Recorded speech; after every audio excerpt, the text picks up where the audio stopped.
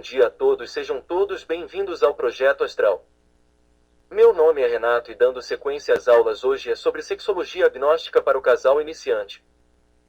Lembrando que no projeto é o mesmo, mas tem umas salas apropriadas para esta prática. Como todos sabemos, o sexo desempenha um papel muito importante na vida. A arte, a religião, as festas, o teatro, as reuniões políticas, tudo gira em torno do sexo, de uma forma ou de outra.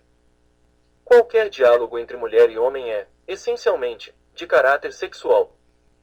Os jovens hoje em dia, por exemplo, não têm controle sobre o sexo, enquanto um alquimista domina e comanda as suas funções sexuais com muita habilidade.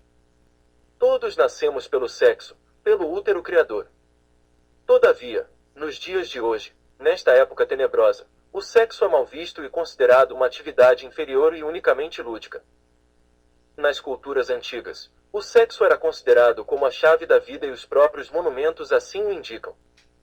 Essas civilizações conheciam profundamente os mistérios da transmutação, ou, em outras palavras, a alquimia sexual. Na Grécia, na sala de mistérios e de ofícios, Vênus e Cupido eram exclusivamente vistos como símbolos da sexualidade transcendental. No Egito, as câmaras secretas dos faraós eram lugares sagrados, onde se praticava a alquimia. As tradições assírias, babilônicas, fenícias, caldeias, astecas, maias, incas, olmecas etc. estavam fundamentadas num puro e sagrado ensinamento tântrico sexual. Ou seja, seus grandes líderes espirituais podiam ser considerados como grandes sexólogos. Todos os rituais do fogo, as danças sagradas do fogo, relacionavam-se com o aspecto da integração masculino-feminino, para se gerar uma terceira força. As danças dos derviches, as invocações ao deus asteca das águas Tlaloc, eram sempre relacionados com os aspectos da criação. Seria muito importante relembrar o que nesses cultos se ensinava, o de que nós nascemos fisicamente do útero e podemos nascer também espiritualmente pelo útero. Infelizmente, na atualidade, em vez de respeitar esses mistérios, nós os profanamos. As grandes óperas, como o Parsifal de Richard Wagner, a Flauta Mágica de Mozart, a Ópera Fidelio de Beethoven, e muitas outras obras artísticas estão ligadas aos ensinamentos sexuais tântricos. As catedrais góticas nos convidam a refletir sobre isso. O sexo deve ser visto não somente como força mantenedora da espécie humana, mas como algo muito mais transcendental. Quem ofende a face divina do sexo? Primeiramente, quem abusa da energia sexual de uma forma ou de outra.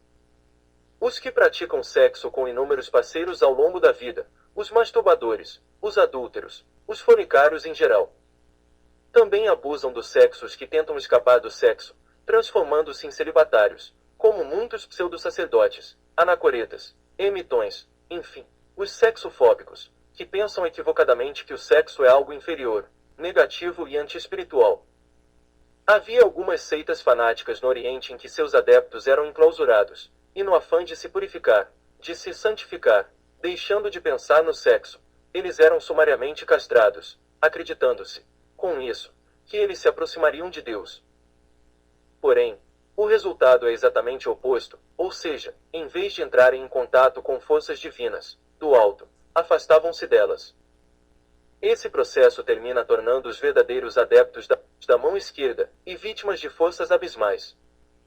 Seguidores do apóstolo Pedro degeneraram-se a tal ponto que, atualmente, segregam homens e mulheres em todas as instâncias hierárquicas da Igreja. Os inúmeros mosteiros da atualidade, com sua horrível doutrina da abstenção sexual, somente conseguem prejudicar o desenvolvimento do ser humano. Por outro lado, encontramos pessoas que se entregam ao sexo desenfreadamente, pessoas degeneradas que são vítimas do sexo. Todos os seus pensamentos e diálogos relacionam-se com o sexo.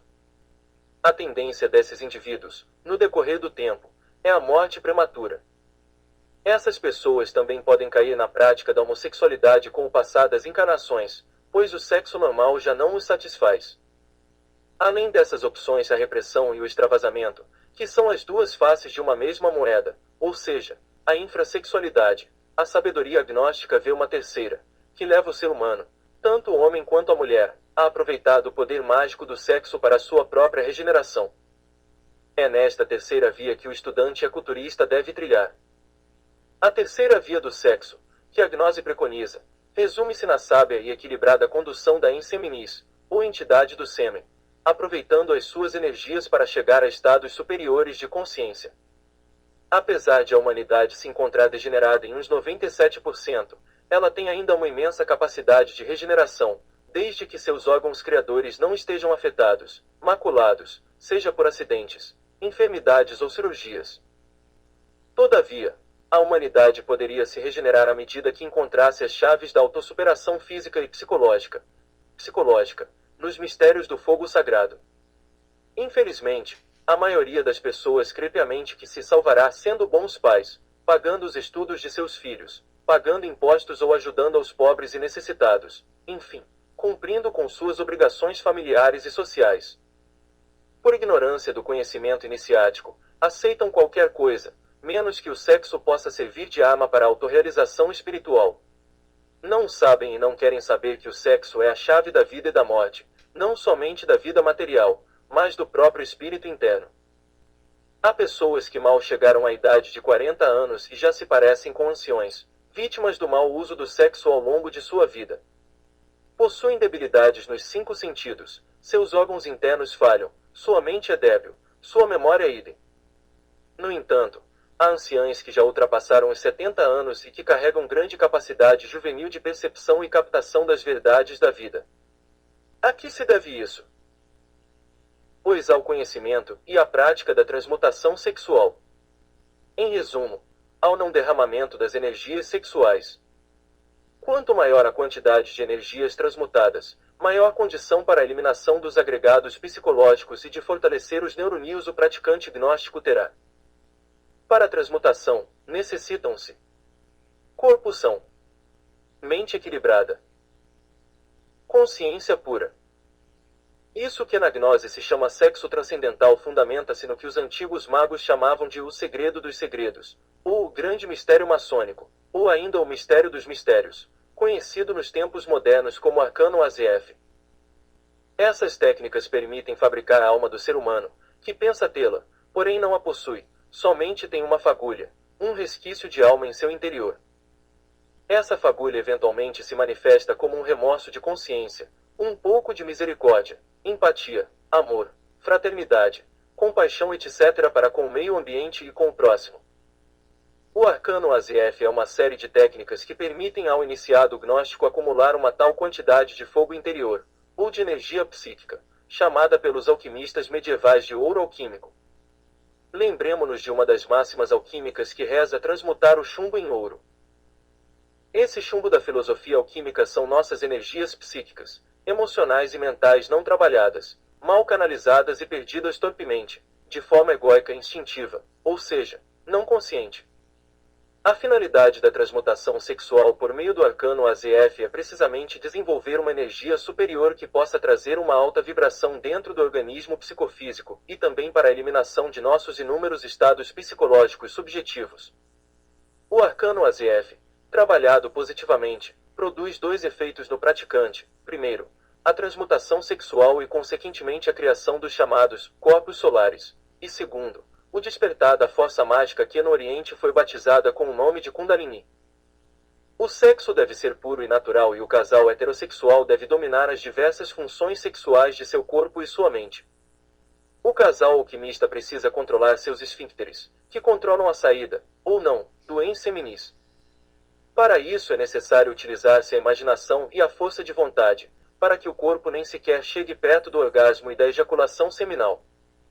Nunca!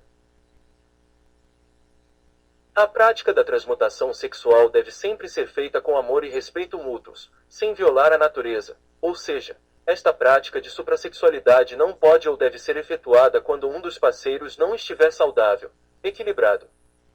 Se do casal um não estiver bem disposto, ou se estiver enfermo, ou se a mulher estiver grávida ou menstruada, e mesmo assim pratica-se sexo, então há grande violência contra a mãe natureza. Obrigado a todos e até a próxima.